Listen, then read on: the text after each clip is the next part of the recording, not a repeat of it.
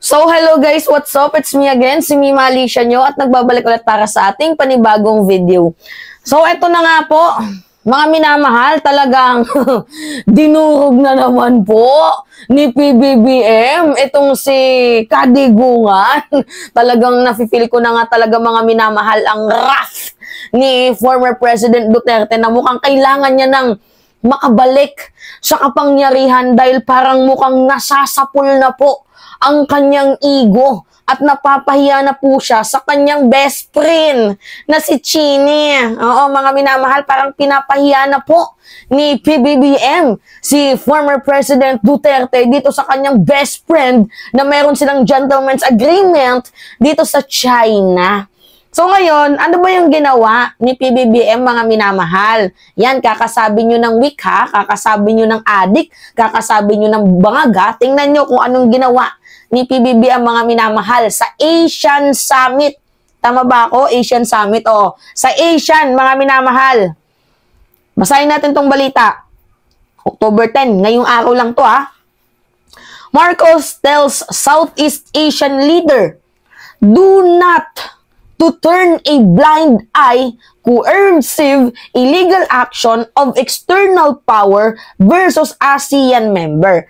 So, yung external power na tinutukoy dito mga minamahal is yung China kasi hindi naman po miyembro ng ASEAN member itong China. So, external power mga minamahal which is yung China. So, ano yung ginagawa sa atin? Pambubuli, harassment, ano pa ba? Bukod sa harassment mga minamahal, yung parang walang mutual respect, 'di ba?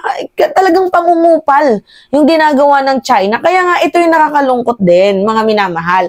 Sa miyembro po ng ASEAN ay iilan lang po yung mga world leaders ang nakikipaglaban, nakikipag-fight dito sa ginagawang kakupalan ng China sa West Philippine Sea at doon sa freedom of navigation ng buong mundo. So, iilan lang po ang sumasama sa laban natin.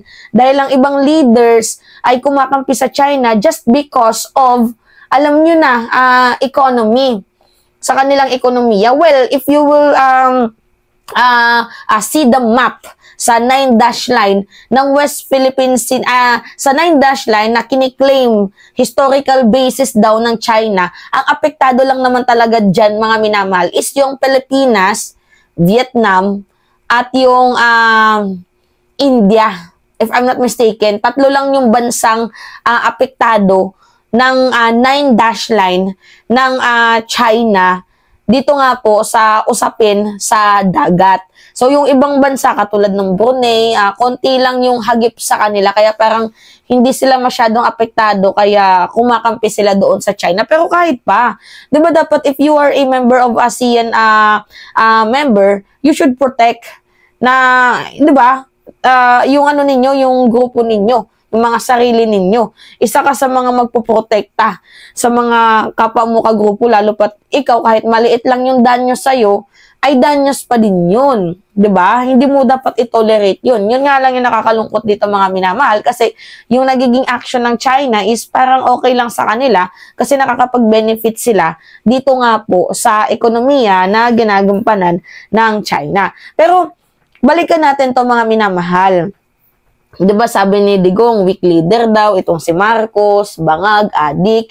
Meron bang bangag na talagang parang ni-real talk, sinermonan ni PBBM yung ASEAN member na kayo huwag kayong magbubulag-bulagan sa mga ginagawang pambubuli sa atin. Kahit maliit lang tayo, lumaban kayo.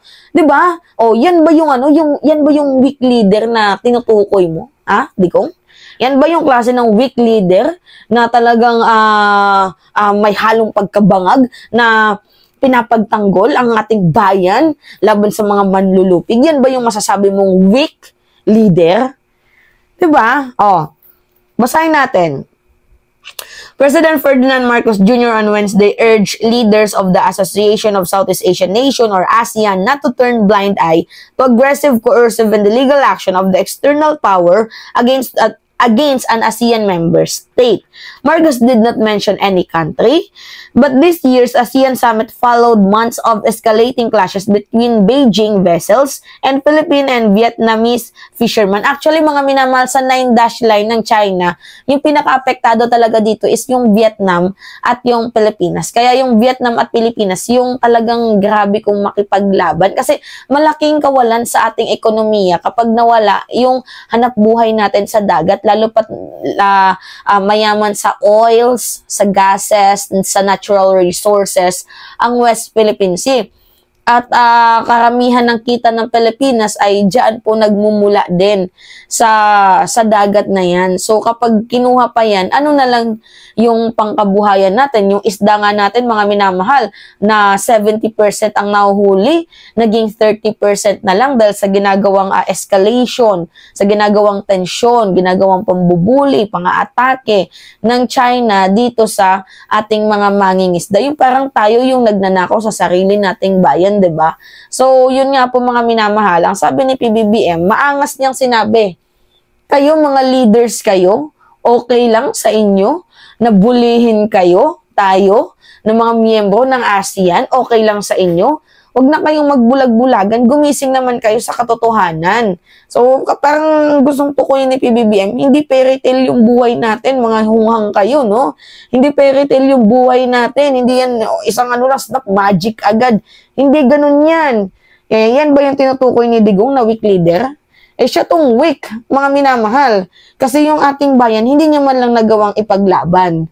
So, sabi dito, we call on all ASEAN member states not to turn a blind eye to aggressive, coercive, and illegal action of external power against an ASEAN member state, for such action undermine their claims of genuine adherence to our core values. The Philippine president said during his intervention to the ASEAN leaders retreat. Wait lang, meron akong video dito mga minamahal.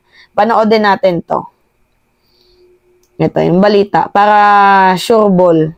Panoodin na lang natin. Wait lang. Through the Association of Southeast Asia,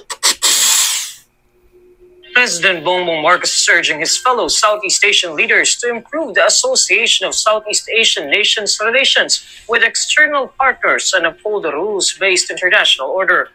In his speech during the 44th ASEAN Summit in Laos, Marcos stresses the importance of boosting connectivity and resilience in the region to ensure its preparedness for emerging challenges and for future shocks. Marcos says the Philippines will continuously strengthen its engagement with the country's external partners to reinforce ASEAN centrality, promote mutual trust, and to uphold a rules-based international order that safeguards peace, stability, security, and prosperity. Marcos also cites the need for ASEAN members to work together in promoting digital economy, food security, tourism, women empowerment, and gender equality.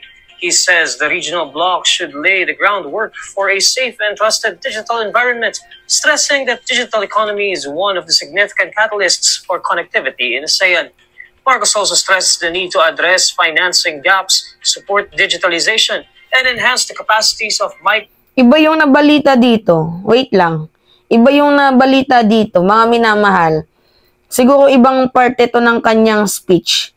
Pero yung point of view dito mga minamahal is ina-uphold ni PBBM na we shouldn't be quiet sa mga ginagawang harassment and bullying ng China, ng external power dito sa ASEAN member. So, yun ini-stress doon ni PBBM. But also, sinabi niya din na dapat ipa-improve natin yung ekonomiya, yung digital basis. So, marunong makipaglaro sapo yung ating presidente. So, hindi yan magsasalita ng ganyan-ganyan mga minamahal nang wala pong pinanghawakang malalim na konteksto. At alam niyo naman po mga minamahal na pag nagsasalita ang ating presidente, meron po yung legal basis. So, alam niyo naman po, according sa Permanent Court of Ruling, na ang West Philippine Sea or 200 nautical miles or 370 kilometers, atin po yan. Atin po ang West Philippine Sea. So, hindi po tayo katulad ng China na historically claim yung sinasabi nilang 9-dash line, sana yung pinuno ninyo, buhay ninyo. Diba? Dati 9, parang naging 10 na ata ngayon. But anyway, mga minamahal, yan po yung kakupalan ng China. ng external power na tinutukoy ni PBBM at ginigising niya ang mga natutulog na lakas ng mga ASEAN leader na hindi ka dapat manahimik. Magsalita ka dapat sa mga ginagawang anomalya ng mga malalaking tao sa inyong bayan. Diba? So, yun po. Anyway, it's me again, si Mima Alicia nyo, at nagbabalik ulit para sa ating panibagong video. Maraming salamat, mga minamahal.